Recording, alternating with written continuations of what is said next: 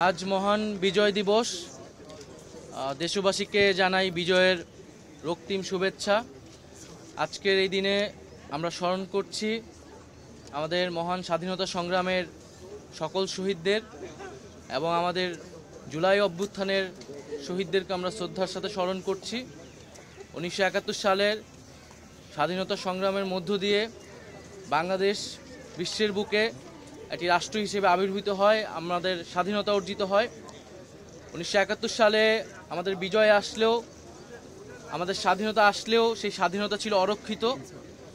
আমাদের 2024-এর বিজয়ের মধ্য দিয়ে আমাদের স্বাধীনতা পূর্ণতা পেয়েছে এবং 2024-এর এই বিজয়ের মধ্য দিয়ে আওয়ামী ফ্যাসিস্ট মুক্ত দেশে জনগণ প্রকৃত বিজয়ের স্বাদ অনুভব করছে এবং ইনশাল্লাহ আমাদের এবারের বিজয় এবং এবারের স্বাধীনতা আমরা রক্ষা করব এবং একটি ফ্যাসিস্ট মুক্ত আধিপত্যবাদ মুক্ত বাংলাদেশ থাকবে, নতুন বাংলাদেশ, এটাই আমাদের প্রত্যাশা।